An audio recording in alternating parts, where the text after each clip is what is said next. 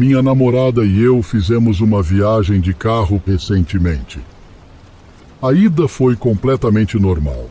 Saímos de casa cedo pela manhã e chegamos ao hotel ao anoitecer. No entanto, na volta, partimos ao meio-dia e a maior parte da nossa viagem foi à noite. A viagem durava cerca de 10 horas, sem contar as paradas para comida. Fizemos 2 paradas para comer. A primeira após 3 horas de viagem e outra mais tarde, já na escuridão da noite. Saímos da rodovia por volta de 00:30 e fomos a um restaurante mais próximo.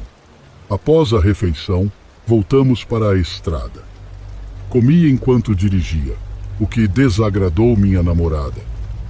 Mas eu só queria chegar em casa mais cedo.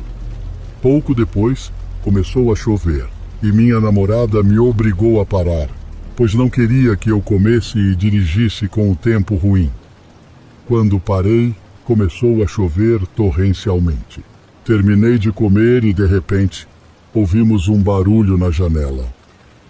A princípio, pensei que fosse a tempestade, mas ao olhar para o lado e ver uma figura bloqueando a janela, junto com o grito da minha namorada, quase tive um ataque cardíaco. Não queria abaixar a janela com a chuva forte, mas não conseguia ouvir o que a pessoa dizia. Abri a porta um pouco e gritei para a pessoa, que era uma mulher encharcada, desgrenhada e assustada, pedindo carona. O que eu poderia fazer? Dizer não naquelas condições? Pedi para ela entrar no banco de trás. Minha namorada me deu um olhar que não soube interpretar, mas era algo como: por que diabos você deixou ela entrar? Perguntei à mulher para onde ela estava indo, mas ela não respondeu. Minha namorada me lançou outro olhar. Ignorei e me virei para olhar a mulher no banco de trás, supondo que ela não tivesse me ouvido. Mas, de forma arrepiante, ela estava olhando diretamente para mim com uma expressão fria e perturbadora. Repeti a pergunta e ela apenas deu de ombros sem falar nada. Olhei para minha namorada, que me olhava novamente.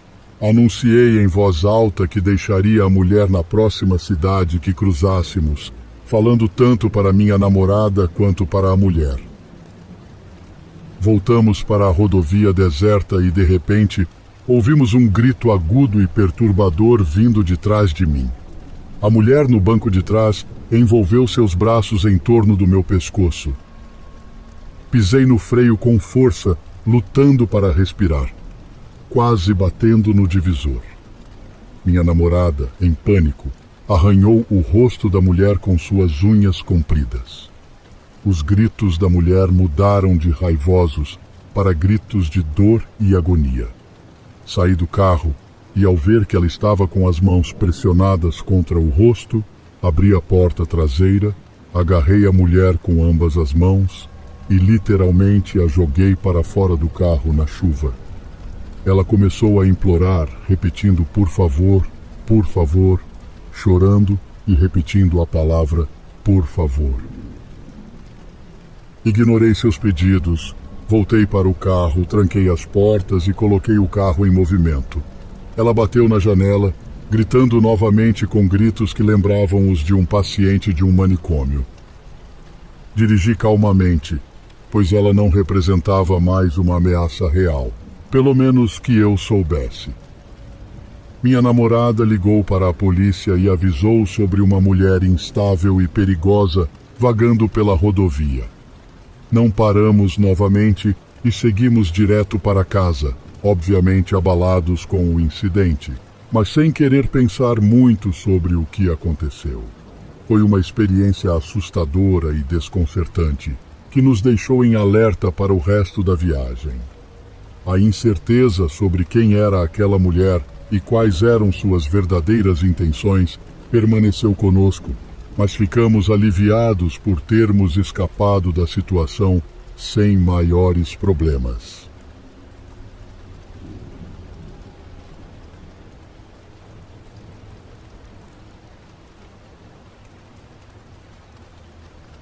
Trabalho como motorista de caminhão de carga para uma pequena empresa no interior de Minas Gerais há alguns anos.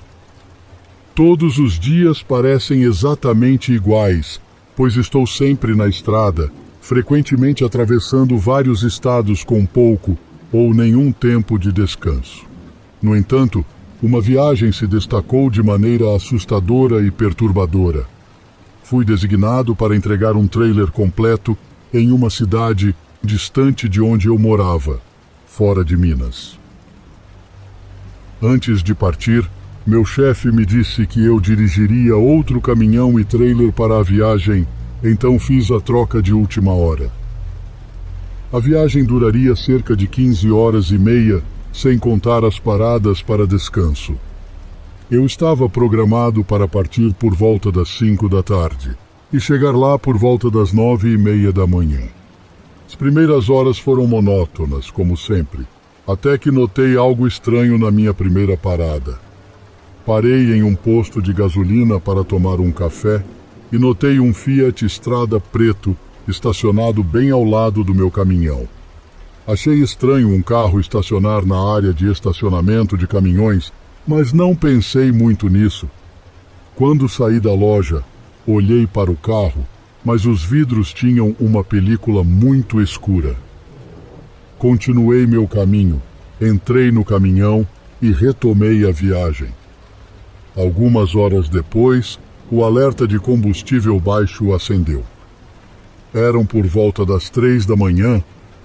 Ainda estava muito escuro, e eu queria garantir que encontraria um posto de gasolina aberto. Encontrei um posto a alguns minutos da rodovia, e ao sair do caminhão notei o mesmo Fiat que tinha visto antes. Pensei que fosse uma coincidência engraçada enquanto entrava na loja para usar o banheiro. Quando estava saindo do banheiro, ouvi o que pareciam ser 2 homens falando.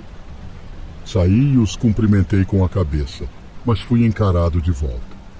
Percebi que estavam de terno e me dirigi diretamente para o caminhão, percebendo que estava sendo seguido. Um dos homens, coberto de tatuagens no rosto, gritou algo enquanto eu subia no caminhão.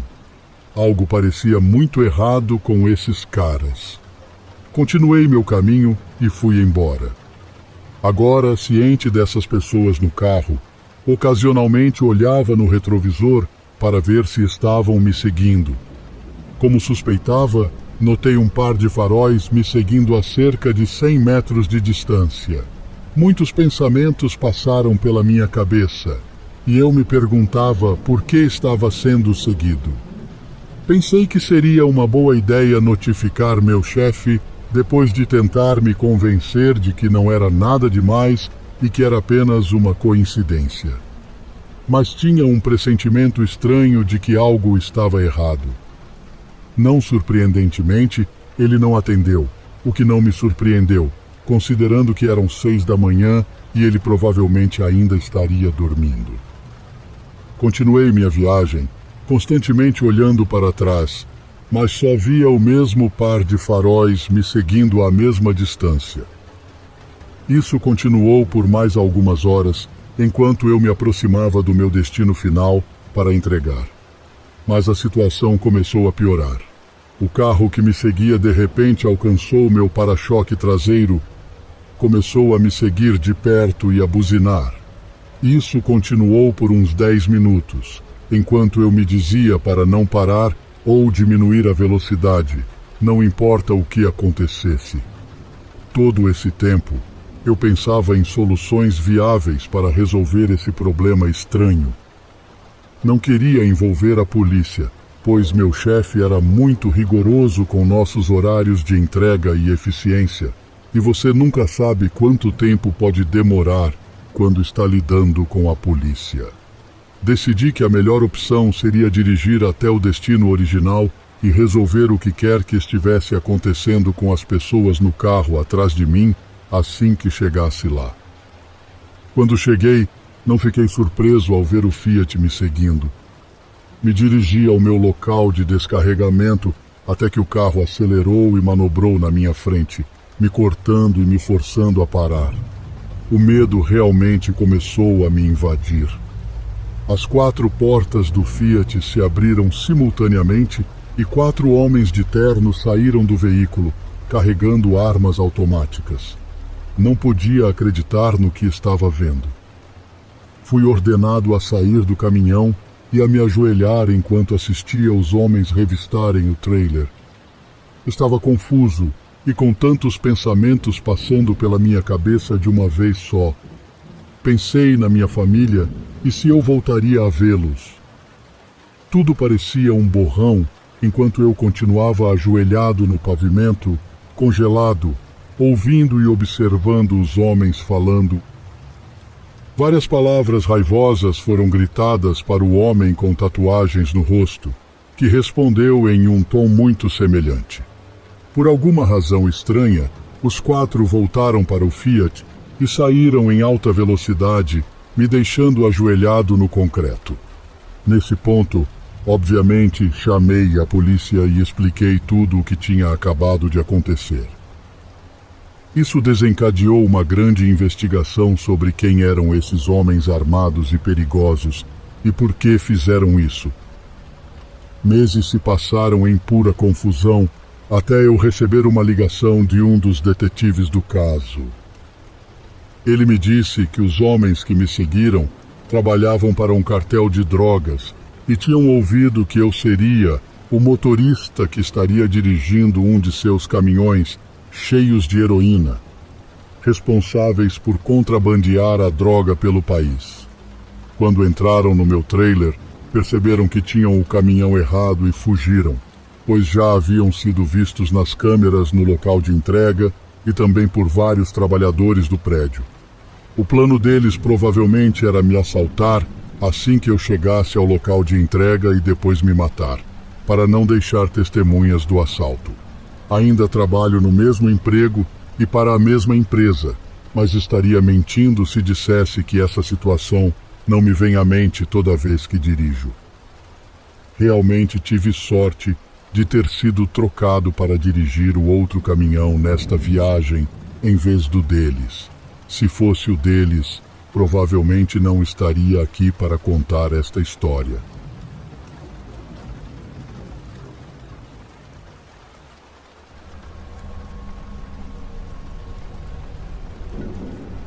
Era 2010 e eu estava dirigindo minha caminhonete. Tinha família no interior da onde passaria uma semana. Seria uma viagem de aproximadamente 14 horas e planejei fazer tudo em um dia. Saí às 10 da manhã, parei uma vez para almoçar em uma lanchonete e 4 horas depois parei em uma área de descanso para comer os sanduíches de peru que havia levado no cooler. Depois disso, não pretendia fazer outras paradas, exceto para abastecer mais uma vez. Por volta das 11h30 da noite, após abastecer o tanque, minha previsão de chegada era cerca de 00:30. Eu estava realmente cansado, mas não pensei em pegar café no posto de gasolina. O GPS me levou por um caminho estranho, por estradas secundárias no interior em vez da rodovia. Meu caminhão era alto, então tinha uma boa visão de tudo, e a barra de luz instalada ajudava a iluminar essas estradas escuras. Eu sabia que não deveria estar dirigindo tão cansado, mas estava tão perto da casa do meu primo que continuei. Cheguei a um cruzamento, virei à esquerda em uma estrada ainda mais tranquila e a velocidade permitida era de 80 km por hora. Não havia construções ou casas, apenas florestas dos dois lados. Eu estava a uns 90 a 100 km por hora, acelerando, pois parecia improvável encontrar outros carros àquela hora. De repente, vi 4 objetos brilhantes na estrada à frente. Freiei bruscamente e, ao me aproximar, percebi que eram tambores de tráfego, aqueles cones cilíndricos grandes. Consegui parar antes de bater neles. Saí do caminhão com meu taco de beisebol, confuso, e percebi que havia algo atrás dos tambores, uma armadilha de pregos como a polícia usa. Não sabia o que pensar. Seria uma atividade policial ou uma armadilha? Olhei ao redor cautelosamente enquanto voltava para o caminhão. Então, ouvi alguém gritar por ajuda vindo da floresta à esquerda. Não ia entrar na floresta, então gritei perguntando o que estava errado, mas não obtive resposta. Fui até a beira da estrada e olhei para a floresta. Graças às luzes do meu caminhão, pude ver algo. No canto do meu olho, vi alguém agachado atrás de alguns arbustos. Não corri, apenas caminhei de volta para o carro casualmente. Quando entrei e fechei a porta, vi duas silhuetas na beira da floresta, andando em direção ao meu caminhão. Dirigi para o lado direito da estrada, contornando a armadilha de pregos. Acho que não esperavam que eu conseguisse contornar, mas quando olhei no retrovisor, vi pelo menos 3 silhuetas perto dos tambores, iluminadas brevemente pelas luzes traseiras do meu caminhão. Alguns segundos depois, desapareceram da minha visão e da minha vida para sempre. Nunca esperava que algo assim acontecesse comigo, mas estou grato por ter saído vivo.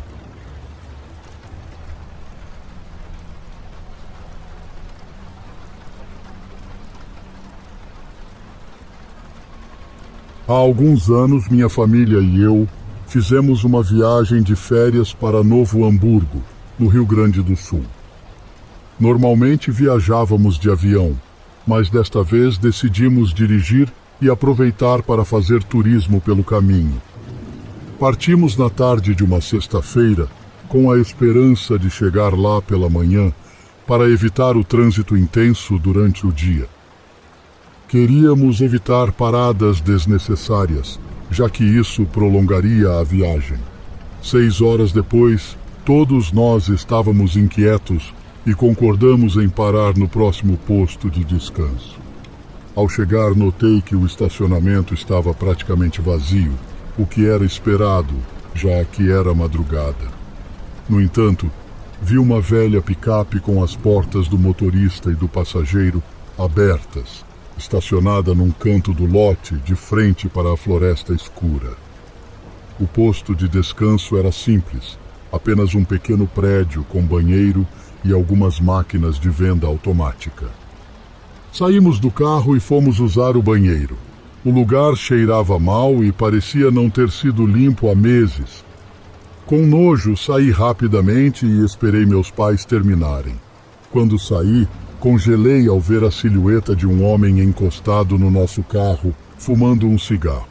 Tentei parecer tranquilo, fingindo mexer no celular, enquanto esperava meus pais. Minha mãe saiu primeiro e ficou surpresa ao ver o homem. Ficamos ali, incrédulos, até meu pai sair. Ele nos viu preocupados e nos pediu para manter distância enquanto ele ia falar com o homem. À medida que nos aproximávamos, vi que o homem usava uma camisa xadrez rasgada e jeans desgastados.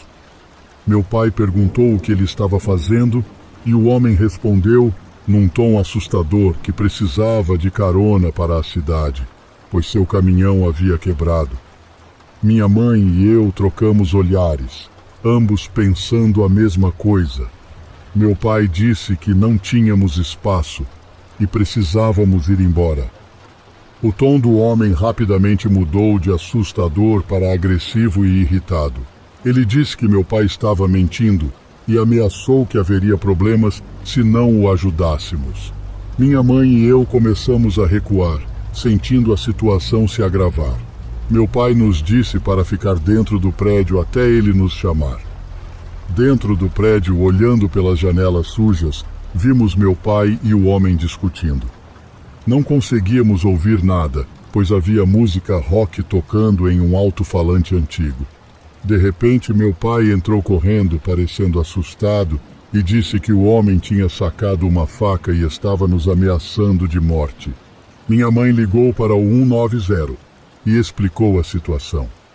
Eles nos disseram para permanecer dentro do prédio e que um policial chegaria em 10 minutos.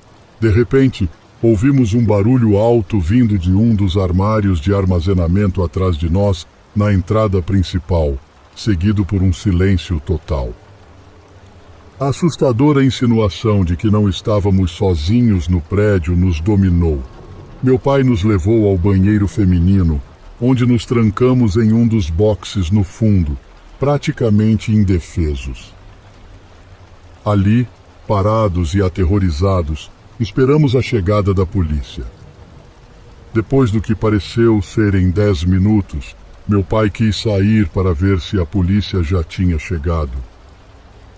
Ele voltou sussurrando que o homem no estacionamento ao lado do nosso carro tinha ido embora, mas a polícia ainda não tinha chegado.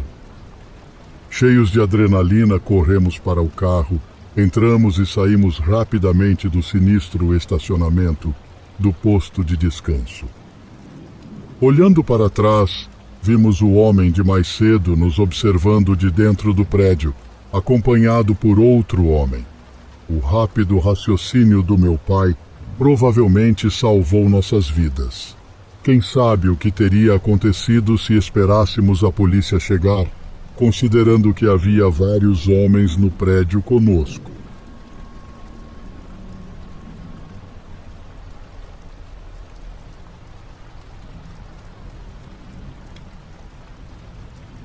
Em junho de 2017, eu estava em uma viagem de carro com meu filho de 9 anos, Tom, para a Virgínia Ocidental, a fim de visitar a família. Era uma jornada longa e estressante, principalmente porque o ar-condicionado do carro não estava funcionando e o dia estava incrivelmente quente. Já estávamos na estrada às 6 horas e, devido ao horário tardio de partida, ainda dirigíamos no escuro. Por volta das 9 horas da noite, enquanto ainda estávamos na estrada, Tom começou a reclamar que precisava usar o banheiro.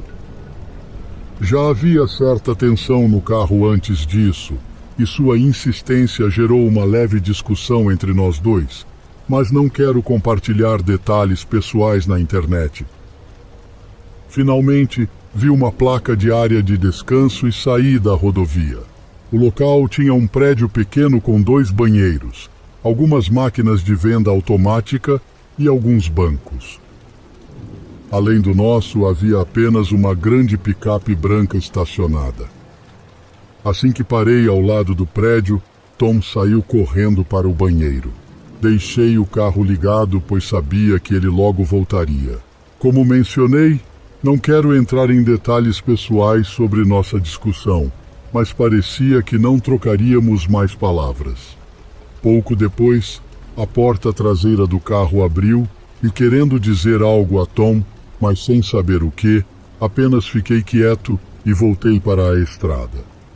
Notei que a picape branca também estava saindo e, na verdade, estava seguindo bem de perto. Entrei na rodovia e mudei para a faixa da esquerda, e o motorista da picape fez o mesmo. Acelerei um pouco e ele também. Ele começou a piscar os faróis, então mudei para a faixa da direita, pensando que ele era apenas um motorista agressivo. Mas assim que mudei de faixa, ele fez o mesmo e continuou piscando os faróis. Entrei na faixa da direita e comecei a diminuir a velocidade. Ele acelerou, ainda na faixa do meio, alcançou meu carro, diminuiu a velocidade e baixou a janela. Fiz o mesmo. E ele começou a gritar algo para mim, apontando para o meu carro. À primeira vista, ele parecia um sujeito estranho e assustador. Não conseguia entender o que ele dizia, então ele fez sinal para eu encostar. Disse a Tom para ficar calmo, e pensei que, se o cara tentasse algo engraçado, eu aceleraria. A picape estacionou atrás de mim na grama, e o motorista saiu correndo em direção ao meu carro. Coloquei o carro em movimento, pronto para dirigir, mas então ele gritou, "Espere!" e chegou à minha janela, dizendo que aquele não era meu filho, e apontou para o banco de trás. Confuso, perguntei, "O quê?" E ele repetiu que aquele não era meu filho que havia entrado no carro. De repente, a porta traseira do lado direito se abriu e vi alguém saindo do meu carro. Não era o Tom, mas sim um homem adulto. Saí do carro gritando com o homem, que já havia desaparecido na floresta. Agradeci ao motorista da picape, subitamente apavorado, pensando no que poderia ter acontecido com Tom. Voltei para a área de descanso, com o motorista da picape me seguindo.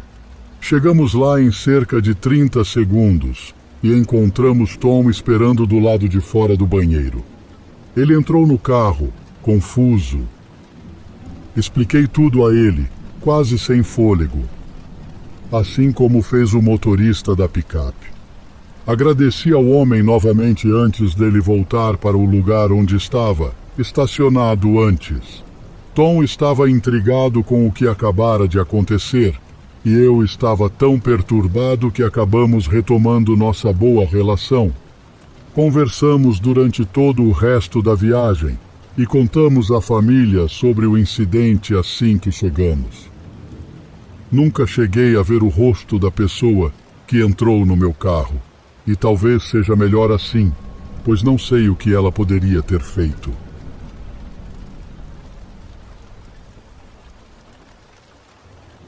Eu era dono de um pequeno negócio de guinchos com meu irmão em uma cidadezinha. Era um daqueles lugares onde quase todo mundo se conhece pelo nome ou pelo menos se reconhece. Naquela época, estávamos sendo expulsos do mercado por uma empresa comercial maior que se mudou para a área, o que significou que tivemos que começar a vender nossos caminhões. Ironia do destino. Eu tinha o último guincho da região, já que vendemos nossa frota. Precisava vender o último caminhão. Então o levei para um leilão a cerca de 4 horas de distância. Planejei leiloar o caminhão e voltar de Uber para casa, pois ninguém estava disponível para me buscar. Ao chegar, recebi uma ligação de um comprador interessado que viu o anúncio online. Ele ofereceu muito mais do que eu esperava conseguir no leilão. Então decidi, de última hora, retirar o caminhão do leilão e voltar para casa para encontrar o comprador no dia seguinte. Se ele desistisse, poderia levar o caminhão a outro leilão depois. Comecei a viagem de volta para casa. Estava começando a anoitecer, mas ainda estava muito quente, então liguei o ar-condicionado no máximo. Com mais 2 horas de viagem pela frente, o ar-condicionado parou de funcionar. Primeiro, começou a soprar ar quente e, em seguida, desligou completamente. Chateado com mais despesas, comecei a abaixar as janelas, mas, estranhamente, elas pararam de funcionar. Quase ao mesmo tempo, o rádio desligou e as luzes do painel apagaram. Preocupado, parei à beira da estrada deserta para ver o que estava acontecendo com o caminhão. Parecia ser algum tipo de problema elétrico, então desliguei o caminhão, esperando reiniciar e resolver o problema.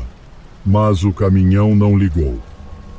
Fiquei preso no meio do nada, à noite, e muito chateado. Precisava de um guincho, mas eu era praticamente o único guincho na área. Liguei para meu irmão, meus pais e alguns amigos, mas ninguém atendeu. Liguei para a empresa, que disse que levaria pelo menos 2 horas para chegar. Pedi que levassem o caminhão para eu poder ir embora logo, pois não queria esperar a noite toda, e eles concordaram. Pedi um Uber e fiquei aliviado ao ver que um homem chamado Daniel aceitou minha solicitação e estava a apenas 20 minutos de distância. Esperei no caminhão, suando e cansado. Cerca de 15 minutos depois, notei um carro se aproximando. Ele parou ao lado da estrada e, aliviado por finalmente estar indo para casa, entrei no banco de trás do carro e disse: "Daniel." O homem acenou com a cabeça e começou a dirigir. Alguns minutos se passaram em silêncio, mas eu estava feliz por estar num carro com ar-condicionado a caminho de casa. Exausto, fechei os olhos e adormeci. Acordei assustado ao sentir o carro chacoalhando barulhentamente. Olhei pela janela sentindo-me extremamente desorientado. Estávamos em uma estrada de cascalho, algo estranho, considerando que nunca tinha visto essa estrada antes.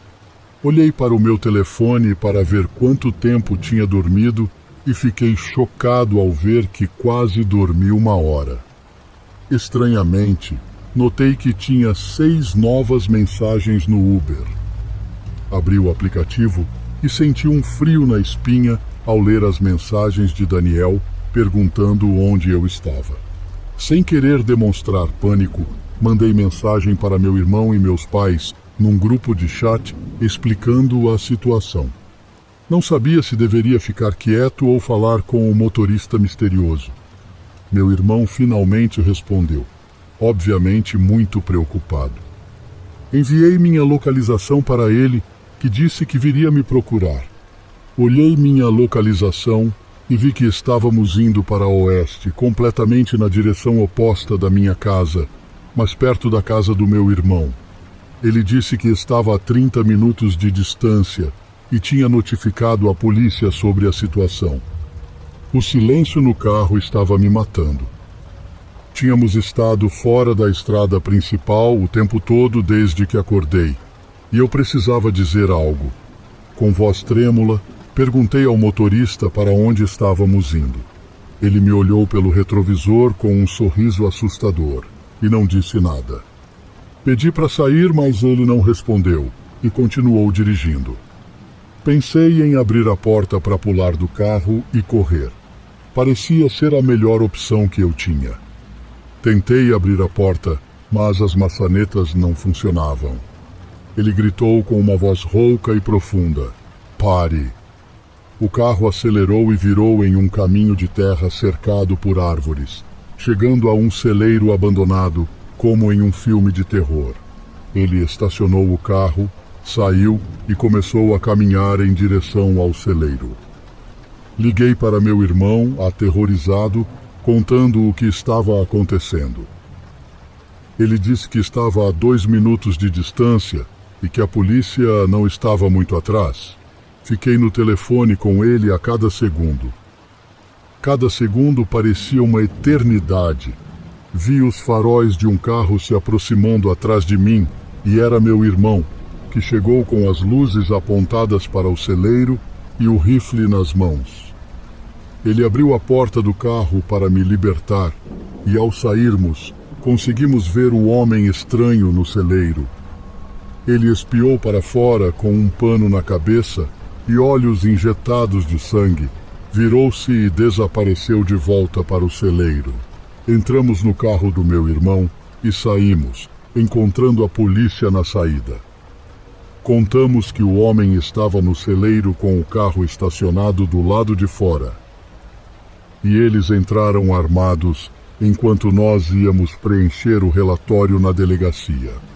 A polícia nunca conseguiu encontrar o homem, e a placa do carro estava registrada em nome de uma senhora idosa que morava a alguns quilômetros de distância. Até hoje, permanece um mistério quem era aquele homem e o que ele planejava fazer comigo.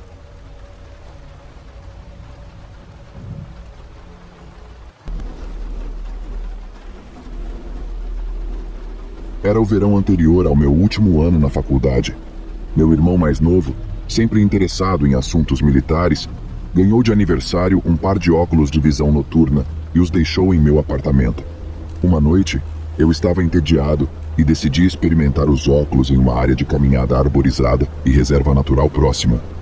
Em retrospecto, essa parece ter sido uma ideia muito estúpida, já que eu estava sozinha.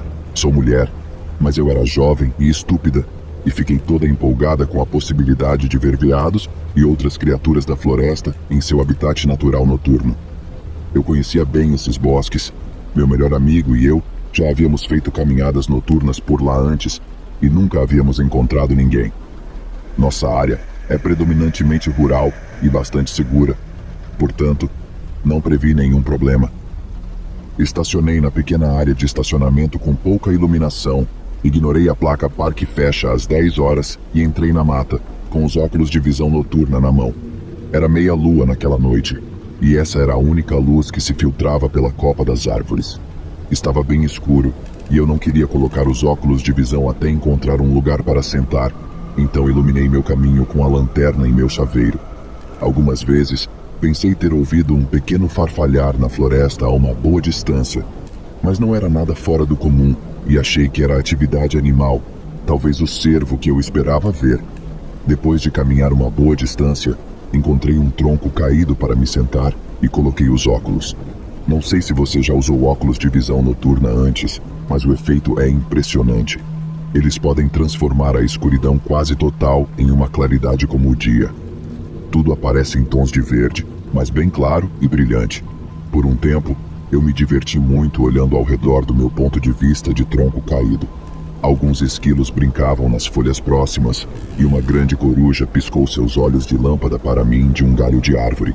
No entanto, não havia veados, e comecei a pensar que talvez eles não se aproximassem de mim, na escuridão ou não, se eu me sentasse ao ar livre em um tronco. Então, decidi encontrar um lugar onde pudesse ficar um pouco mais escondida. Fui um pouco mais fundo na floresta e finalmente encontrei uma árvore enorme, perfeita para escalar. Sempre gostei de subir em árvores, então não demorou nada para que eu subisse em alguns galhos e me acomodasse para esperar meu cervo. Não cheguei a ver nenhum. O que vi, iluminado por uma luz verde brilhante de visão noturna após cerca de 10 minutos de espera, foi isso. Um homem, vestido da cabeça aos pés com roupas de cor escura, caminhando furtivamente pela floresta.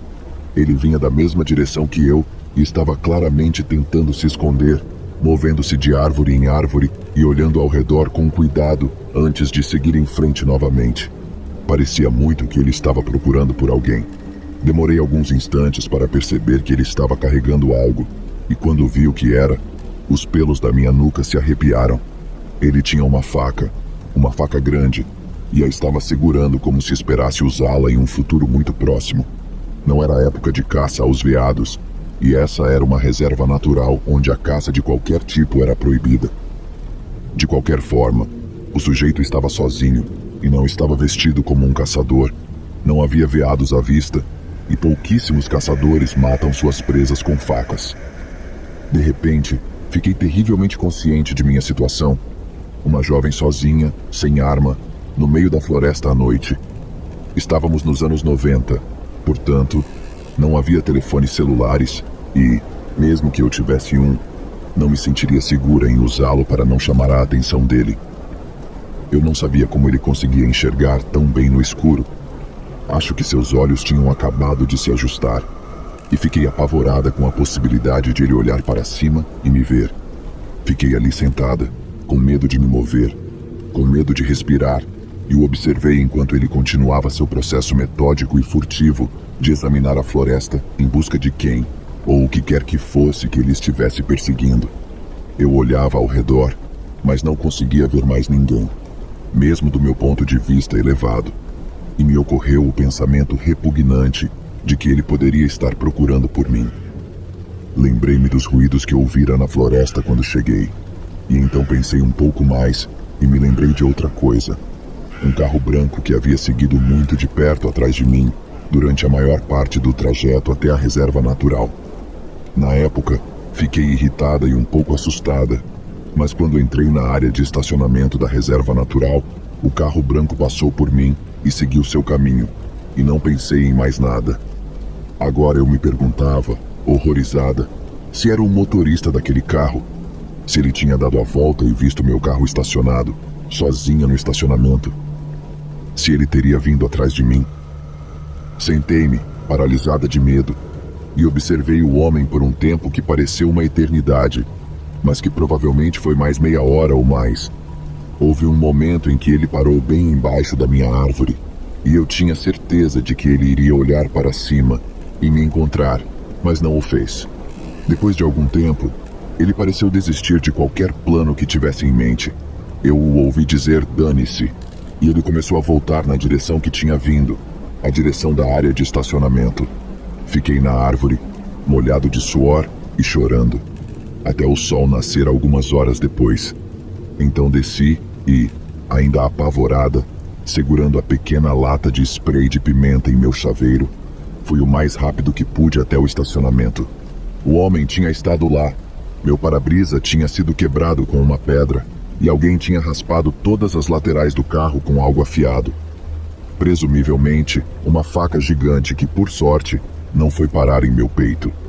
Graças a Deus pelos óculos de visão noturna que me permitiram vê-lo antes que ele me visse, e graças a Deus pelas árvores grandes com galhos robustos. Para responder a algumas das perguntas que recebi, eu chamei a polícia quando voltei para casa. 2 policiais muito simpáticos foram ao meu apartamento e registraram um boletim de ocorrência, e infelizmente essa foi a última vez que ouvi falar do caso. Embora seja uma pena.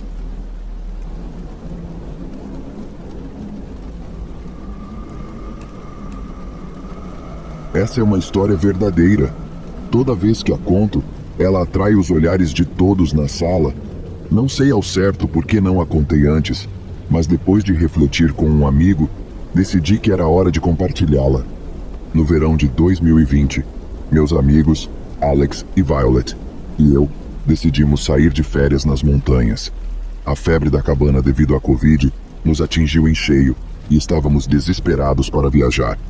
Escolhemos um estado montanhoso e planejamos acampar e fazer caminhadas em vários locais diferentes. Por uma noite, achamos que seria divertido reservar uma cabana na floresta. Os pais de Violet haviam alugado uma cabana em uma torre de bombeiros uma vez e adoraram, mas uma cabana ao lado de uma torre de bombeiros foi tudo o que conseguimos encontrar. Era barata, limpa e isolada. Empolgados por termos uma noite em que poderíamos ser tão detestáveis quanto quiséssemos, nós a reservamos. Nas semanas que antecederam a viagem, decidimos que seria uma ótima ideia usar drogas na cabana. Violet as comprou como preparação para nossa chegada, e elas estavam guardadas em sua bolsa quando saímos da garagem para chegar à cabana. Lembro-me de um nó no estômago, uma sensação dolorosa que me atormentava. Eu disse ao Alex e à Violet que não poderíamos de jeito nenhum usar drogas naquela noite. Violet ficou furiosa. Demos meia volta e começamos uma grande discussão, mas eu mantive minha posição. Eu sabia que não tínhamos que usar nada naquela noite. Finalmente, os ânimos se acalmaram e partimos. A cabana ficava a cerca de meia hora de distância da cidade mais próxima.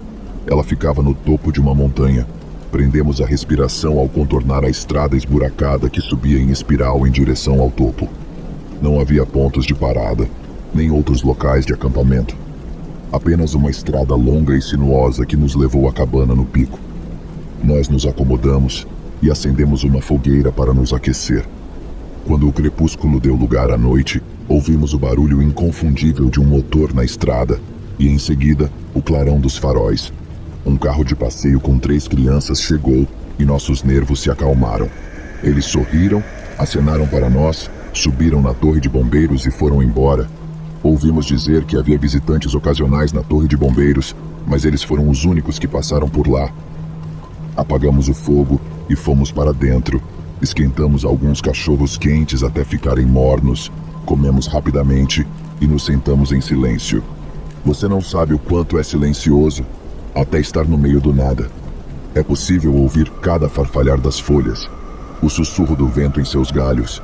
Ficamos tão acostumados com o ruído artificial quando vivemos na cidade. Sempre há o zumbido de um ar-condicionado ou o barulho fraco do trânsito para nos concentrarmos. Aqui, o que mais se aproximava de um ruído contínuo era o som de nossa própria respiração. Nós pulávamos a cada ruído, assustados demais para falarmos uns com os outros, e finalmente eu estava farto. Abri alguns vinhos gelados, passei para Alex e Violet e coloquei um jogo de tabuleiro na mesa entre nossos beliches. Não demorou muito para que nos soltássemos e já estávamos rindo, nos divertindo como havíamos imaginado. Muito mais sóbrio do que pensávamos, mas o suficiente para que pudéssemos ignorar o barulho da floresta. Mais tarde, todos nós nos lembramos de ter ouvido ruídos ao fundo. O estalar de um galho, o ruído tênue de um motor. Nenhum de nós queria romper o ar de despreocupação entre nós, então o ignoramos. Até que uma mão humana alcançou a janela entre nós e deu 3 tapas nela. Alex ligou para a emergência, colocou o telefone no viva-voz e passou seu celular para mim. Ele pegou braseiros da lareira e os distribuiu. Violet começou a ligar para os membros da família e a se despedir. Prendi a respiração e fiquei atento a qualquer outro ruído. Quem quer que fosse, o que quer que fosse, teria nos ouvido ligar para a polícia e agora estava tomando cuidado para fazer uma retirada silenciosa. A central chegou 20 minutos depois, o que foi uma sorte para uma chamada de emergência à 1 da manhã, e mandou seus cães vasculharem a montanha. Nada. Eles sugeriram que poderia ter sido um urso, mas eu podia ver em seus rostos que eles não acreditavam nisso nem por um segundo. Nós mal havíamos cozinhado aqueles cachorros quentes, e por que um urso iria bater na janela perto de duas pessoas gritando, em vez de bater na janela mais próxima da panela que havíamos usado para cozinhar? Por que um urso bateria na janela como um ser humano? Por que, quando gritamos, o urso se retirou furtivamente? Eles não tinham respostas, mas tinham uma história. Enquanto corriam até nós, encontraram um carro na base da montanha, mas esse foi o único sinal de vida que viram. Lembro-me de que meu sangue gelou, mas Violet e Alex estavam exaustos demais para absorver o peso do que haviam dito e atordoados por um novo horror. O carro de Violet, completamente empoeirado pela subida da montanha, estava coberto de marcas de mãos. Marcas de mãos que não coincidiam com as nossas, que tocavam em lugares que não havíamos tocado. Pegamos nossas coisas aos montes e as jogamos para dentro, ansiosos para remover cada parte de nós mesmos dessa montanha. Seguimos a polícia, gratos porque cada buraco nos deixava cada vez mais longe daquela cabana miserável. Descemos em tempo recorde e nos hospedamos em um hotel decadente que cheirava a mijo de gato. Eu não conseguia dormir. O pensamento daquele carro na estrada ressoava em minha cabeça. Lembre-se, não havia mais nada naquela montanha. Era uma estrada estreita até o topo. Não havia pontos de parada, nem outros acampamentos. Havia a torre de bombeiros. Talvez um visitante tenha decidido nos assustar durante sua excursão noturna. Mas os garotos de antes, tínhamos visto seus faróis. Quem quer que tenha feito isso parou seu veículo mais adiante na estrada e caminhou o resto do caminho. Eles não queriam ser vistos. Queriam silêncio, sigilo. Quem quer que fosse não estava procurando um susto barato. Tinha planejado isso. Acho que nunca saberei o que a pessoa na montanha queria de mim. Não sei se foi uma brincadeira ou o início de uma noite de terror. Sou grato pela rapidez de Alex em ligar para a emergência. Será que nosso visitante sabia que tínhamos serviço? Certamente foi uma surpresa bem-vinda para nós. Talvez isso tenha sido um obstáculo em seu plano, o suficiente para assustá-lo antes que ele pudesse fazer as coisas ficarem feias. Na verdade, não sei se quero saber.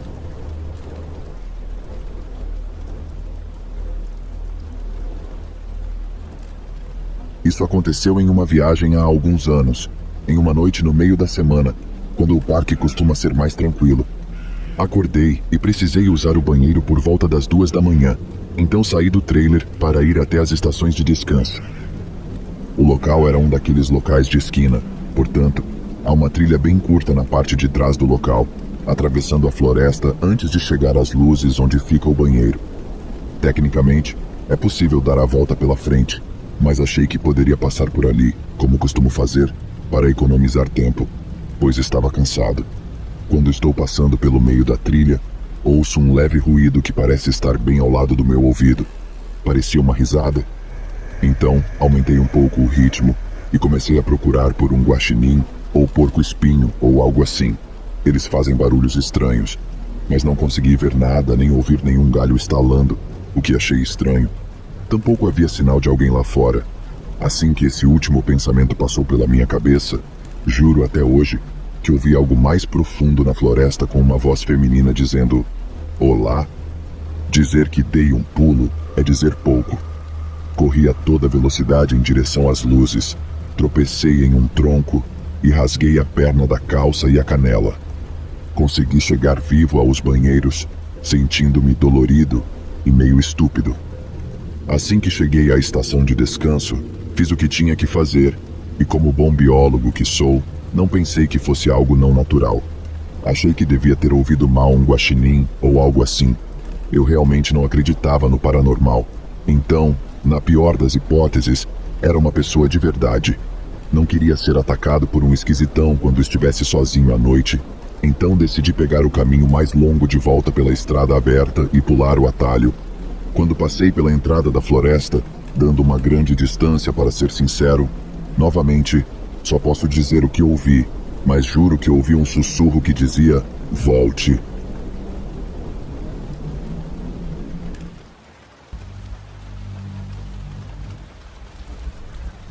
Isso foi há muito tempo, portanto, a linha do tempo pode estar um pouco errada e alguns detalhes estão confusos, mas escrevi exatamente como me lembro. No início dos anos 2000, minha família estava morando na Europa e em dezembro de 2001, estávamos voltando para casa na América Latina para as férias de Natal. Meu irmão, eu, ambos no ensino médio na época, e meu pai estávamos voando juntos de Paris para Miami. Meu pai estava na classe executiva, enquanto meu irmão e eu estávamos na classe econômica, sentados nos 2 assentos do meio da fileira do meio. O voo foi bastante normal no início. Absolutamente nada fora do comum. Cerca de 4 ou 5 horas de voo, eu estava lendo um livro, quase cochilando, quando ouvi uma mulher começar a repetir a palavra não várias vezes. Antes que eu percebesse o que estava acontecendo, ela estava gritando: não, não, não, a plenos pulmões.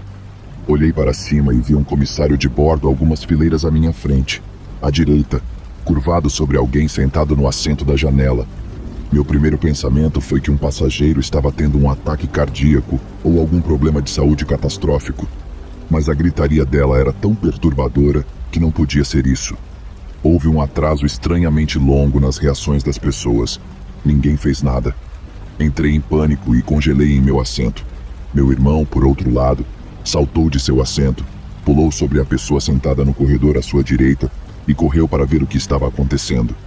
Ele chegou lá em questão de segundos, e quando se aproximou, de repente todos ao nosso redor se levantaram para ver o que estava acontecendo e tentar ajudar. Ela continuava gritando, e agora estava lutando contra o passageiro. Ele era muito alto, tão alto que toda a sua cabeça era visível por cima do encosto do assento, e ele tinha longos cabelos pretos encaracolados. Meu irmão voltou para a nossa fileira e disse: há algo errado, antes de voltar para olhar mais de perto. Os passageiros próximos a ela também começaram a lutar com o rapaz. Várias pessoas pularam em cima dele e começaram a puxá-lo, e alguém na fileira atrás dele chegou a puxar seu cabelo para trás com tanta força que seu rosto se sacudiu em direção ao topo do avião. Ele soltou um grito ou gemido muito alto, e então foi o caos. Os corredores estavam tão lotados que ninguém conseguia se mover, e vi um extintor de incêndio sendo passado de mão em mão na parte de trás do avião. Imediatamente pensei que havia um incêndio, e que todos nós iríamos morrer. Era uma sensação incrivelmente desesperadora, saber que não havia para onde correr, e nenhuma maneira de escapar dessa situação que se desenrolava à sua frente. Passaram o extintor para um comissário de bordo que estava perto do homem, e o comissário de bordo bateu nele com a ponta do extintor com muita força no rosto. Começaram a pedir cintos, fones de ouvido, correias, etc. Qualquer coisa que pudessem usar para contê-lo. Meu irmão tirou o cinto e o deu a eles, e eles enrolaram tudo o que puderam nos braços, ombros e tronco do passageiro, prendendo-o ao assento. Vi o comissário de bordo que o havia atingido com o extintor levar um par de tênis pretos grandes para a parte de trás do avião, o que me pareceu estranho na época, mas não dei muita importância. Os comissários de bordo perguntaram se havia um médico a bordo para sedar o rapaz. As pessoas continuaram perguntando se havia um policial a bordo, mas ninguém se manifestou. Não me lembro exatamente como ou quando as coisas se acalmaram, mas por fim, todos foram orientados a voltar para seus assentos. Pediram a um pequeno grupo de pessoas que ajudaram a conter o homem que ficasse de guarda em um rodízio. Sempre havia pelo menos algumas pessoas sentadas atrás dele ou ao lado dele, de olho no que estava acontecendo. Acho que havia até alguém atrás dele segurando um punhado de seu cabelo durante o resto do voo. O piloto anunciou pelo sistema de som que houve uma falha de segurança. Não me lembro exatamente o que ele disse, mas foi algo vago, e que estávamos sendo desviados para o aeroporto Boston Logan.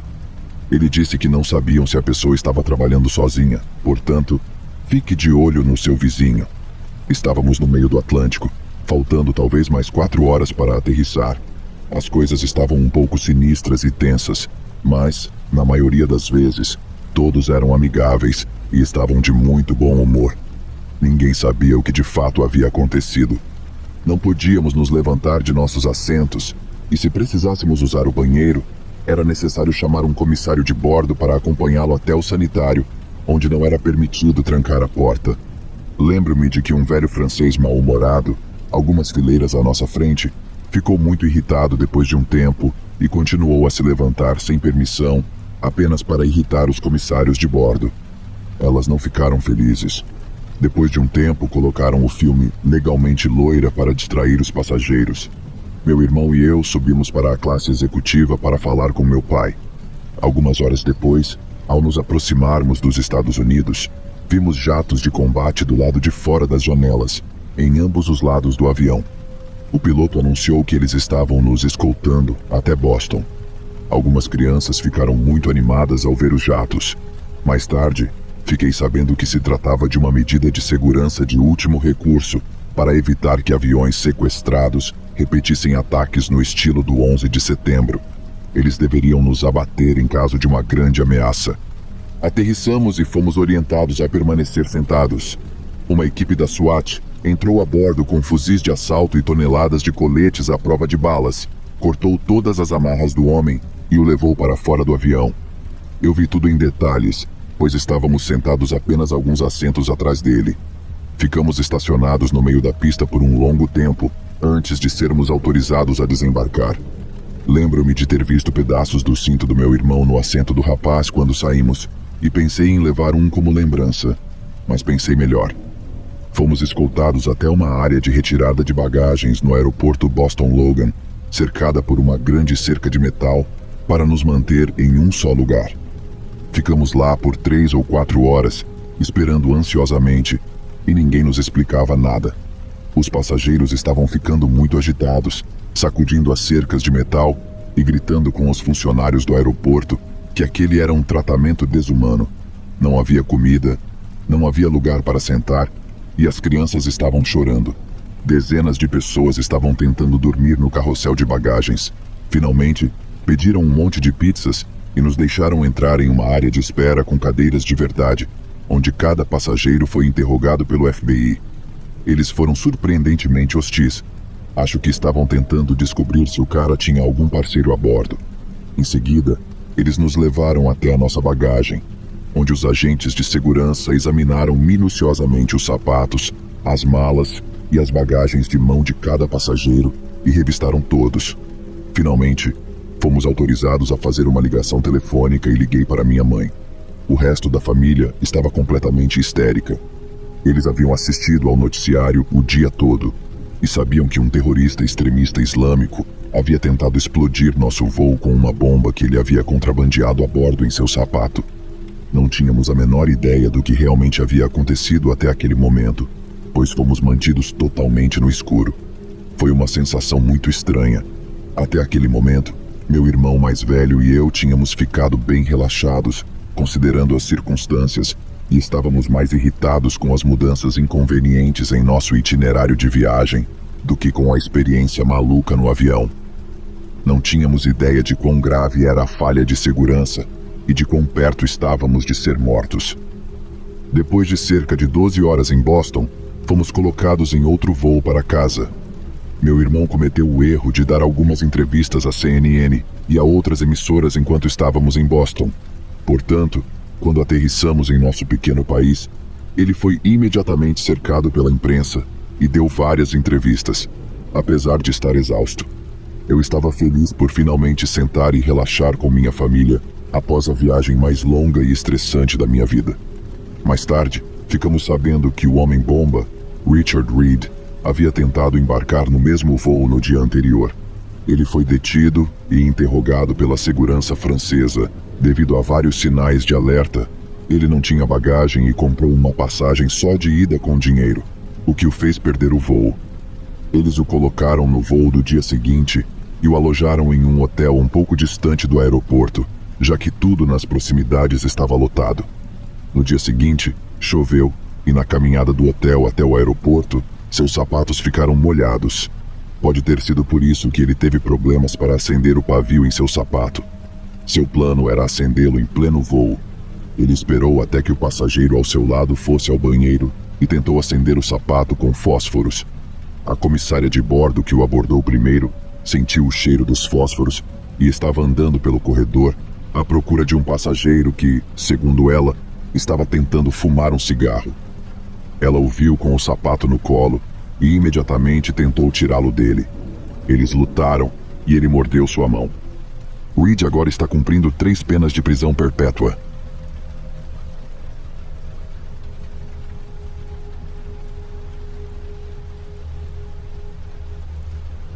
Em meados dos anos 90, meus pais levaram meu irmão mais velho e eu de férias para Cancún, no México, quando éramos adolescentes, eu com 13 anos e meu irmão com 18. Meu irmão e eu dividimos um quarto e ele já tinha idade suficiente para sair para os bares, deixando-me sozinho no quarto para assistir a filmes e ficar entediado. Meus pais queriam ficar conosco o tempo todo, mas éramos descolados demais, pensamento adolescente, e tentávamos nos distanciar deles o máximo possível. Eu era maduro para minha idade, já havia bebido com amigos menores de idade e achava que era velho e descolado o suficiente para ir aos bares do centro de Cancún. Quando perguntei ao meu irmão se eu poderia ir com ele, ele riu de mim e contou aos meus pais. Então fiquei chateado por ter ficado no meu quarto, ou, pior, por ter sido forçado a ficar com meus pais. No 3º ou 4º dia de nossas férias, eu estava sentado em um dos bares do hotel, tomando um Shirley Temple e sentindo pena de mim mesmo. Uma mulher, bem vestida, na faixa dos 20 e poucos anos, sentou-se ao meu lado e começamos a conversar. Não me lembro dos detalhes do que conversamos, só me lembro de que ela estava realmente interessada no que eu tinha a dizer e me fez sentir como se eu fosse realmente maduro para a minha idade, o que eu com 13 anos desejava. Combinamos de nos encontrar no bar do resort no dia seguinte para sairmos mais um pouco. No dia seguinte, nos encontramos no lounge do resort na hora do almoço e saímos juntos. Ela ouviu minhas histórias sobre como era ruim eu não poder sair para beber e, ao se solidarizar, ofereceu-se para me trazer bebidas alcoólicas. Eu, com 13 anos, queria muito. Depois de 3 ou 4 drinks, eu já estava ficando bastante bêbado, e foi quando ela me perguntou se eu queria voltar para o quarto dela para sair e assistir a um filme. Eu, adolescente e bêbado, achei que essa era uma ótima ideia, pois eu ia beber mais, e essa garota descolada de 20 e poucos anos queria sair comigo e me achava o máximo. Quando estávamos saindo do lounge, minha mãe aparece. Ela estava indo encontrar meu pai na piscina. Ela não sabe o que está acontecendo. Acha que estou indo para o meu quarto de hotel. Eu, bêbado, orgulhosamente apresento minha nova amiga à minha mãe, dizendo-lhe que vamos voltar para o quarto dessa mulher para assistir a um filme. A cara da minha mãe passa de "Oi, como vai?" para "Vá para o seu quarto agora mesmo."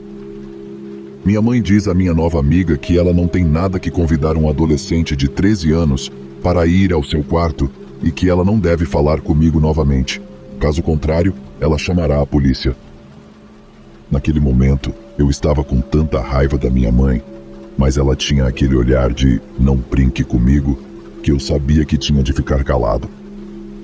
No dia seguinte, eu estava indo para a piscina e vi aquela mulher sentada no bar com 2 homens na casa dos 50 anos, que só posso descrever como ameaçadores e assustadores.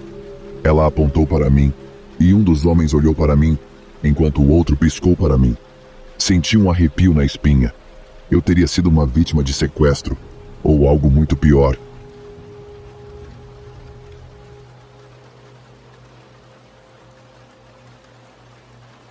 Sou um caminhoneiro de carga de longa distância. Vejo e lido com muitas coisas estranhas e assustadoras. Eu estava viajando pela rodovia US 93 em Nevada, indo para Portland, Oregon, para uma entrega. Era por volta da 1h30 da manhã e eu precisava parar para fazer meu intervalo de meia hora. Encontrei um local amplo e parei. Fiz meus registros e preparei um sanduíche. Enquanto comia o sanduíche, notei que um veículo parou atrás de mim. Não cheguei a me preocupar com isso, mas fiquei de olho nele enquanto comia. Então a coisa ficou estranha. Notei que um vulto no farol do veículo se aproximou da parte de trás do lado do motorista do meu reboque. Parou e parecia estar esfregando a parte de trás do meu reboque com a mão. Desconfiado, tirei minha pistola do cofre que estava na cama, engatilhada e travada, coloquei-a atrás da cintura e saí do meu caminhão. Andei cerca de 3 metros para trás, mantive minha mão na coronha da pistola, liguei minha lanterna e a apontei para a pessoa, que era um homem. Era um homem de aparência estranha, com um casaco sujo e esbranquiçado, cabelos longos e desgrenhados e careca na parte superior. Ele estava esfregando algo na lateral do meu trailer. Eu gritei para ele parar o que estava fazendo.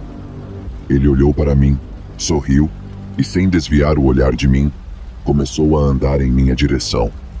Fui até a porta, mantendo a mão na pistola, mas sem sacá-la, pois não sentia que minha vida corria perigo naquele momento. Abri a porta, entrei no meu veículo, fechei a porta e a tranquei. O cara passou pela minha porta e olhou para mim, ainda sorrindo. Fiquei pensando, o que foi? Esse cara está maluco. Estou pensando que meu intervalo de meia hora acabou e é hora de ir embora. No entanto, enquanto eu olhava para ele e me preparava para girar a chave, senti meu caminhão balançar. Dou um pulo e olho pelo espelho do lado do motorista. Nada. Olho para verificar o espelho do lado do passageiro e lá, no meu degrau, com o rosto pressionado contra a janela do lado do passageiro, está uma réplica perfeita e esquisita de uma bruxa velha, sorrindo, com dentes podres, inclinando a cabeça para a esquerda e depois para a direita, embaçando a janela. Mas isso não é o fim da história. O cara então pula no degrau do lado do motorista e começa a lamber minha janela. Em seguida, a bruxa começou a bater na minha janela com a palma da mão, várias vezes. Os caras começam a me dizer para abrir a janela. Ei, garoto, abra a janela. Vamos lá, abra. Somos amigáveis. O que você tem nesse seu reboque? Alguma coisa boa? Abra, garoto. Agora, estou me sentindo ameaçado. Puxei minha pistola. A garota desapareceu imediatamente do degrau do lado do passageiro. O cara riu, pulou para cima e para baixo no degrau. Depois sorriu, encostou o dedo no nariz e pulou do degrau. Liguei o caminhão e dei-o fora. Nunca vi nenhum farol me seguindo. Graças a Deus.